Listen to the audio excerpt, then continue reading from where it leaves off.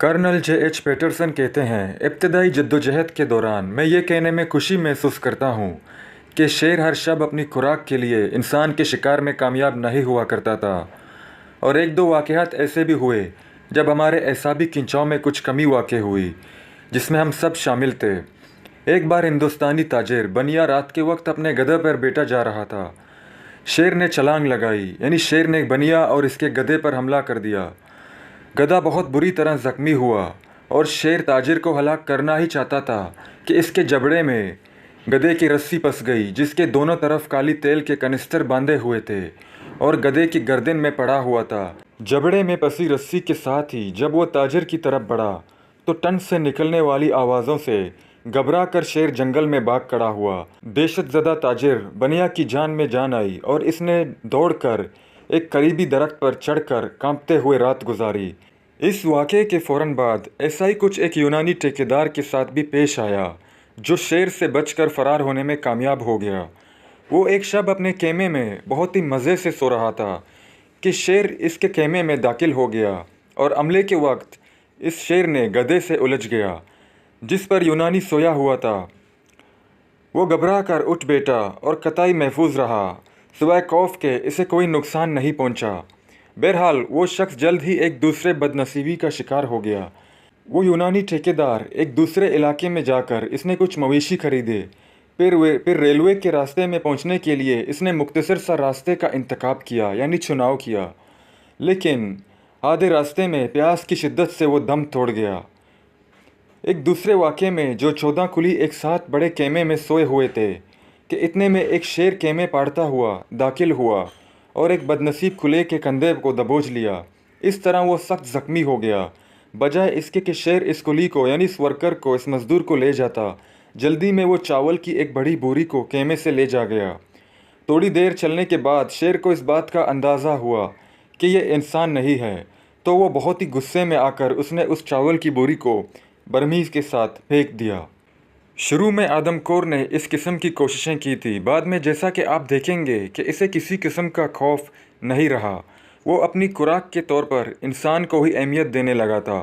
वो जब जिसे अपनी शिकार के लिए मुंतखब या चुना कर लेता तो उसे हर हाल में शिकार करता, चाहे इसके कितने ही मजबूत इसार में ही क्यों न रखा गया हो, चाहे खेमे की महफूज तरीन हिस्से में रखा जाए या इसके इर्द गिर्द आग ही क्यों न लगा दी जाए।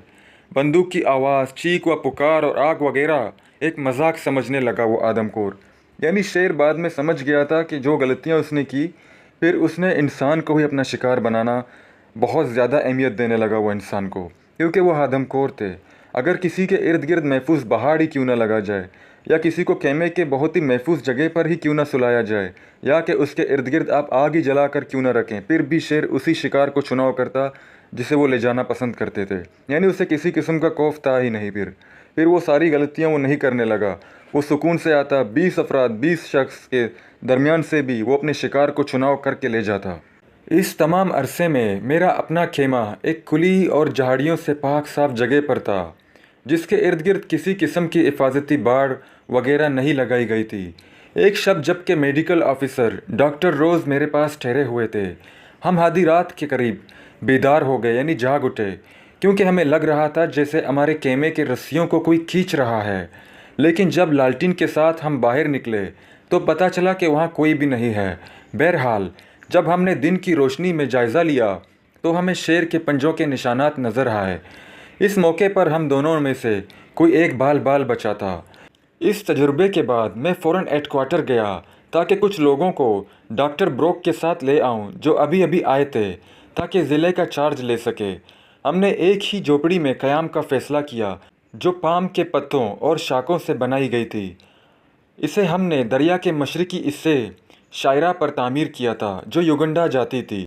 इस झोपड़ी के इर्द गिर्द 17 गज़ के कतर की सूरत में काफ़ी दबेज़ और ऊंचे कांटों वाले जो है पहाड़ हमने इसके इर्द गिर्द महफूज किया था। हमारे ज़ाती मुलाजिम मुलाइका भी झोंपड़ी में रहते थे, जहाँ पूरी रात आग रोशन करते थे, यानी आग जलाए रखते थे। सर्दी से बचने के गर्ज से ब्रोक और मैं झोंपड़ी के बरामद में शाम के वक्त बैठा करते थे। लेकिन इस तरह शायद हम अपने एसाब को आजमाया करते थे, क्योंकि हमें ये बात मालूम थी कि शेर कभी भी छलांग लगा कर अंदर आ जाएगा। دوستوں یہ تھا ٹی ساو مین ایٹر پارٹ 3 اور پارٹ 4 میں جلد اپلوڈ کروں گا. اپنا بہت خیال رکھیں. چینل کو سبسکرائب ضرور کریں اور بیل کا بٹن دبائیں تاکہ ہر نوٹیفیکیشن ملے آپ کو وقت پر. ان اسٹوریز کو اپنے دوست کے ساتھ بھی شیئر کریں, اپنے دوستوں کے ساتھ بھی شیئر کریں. ٹھیک ہے, اپنا بہت خیال رکھیں.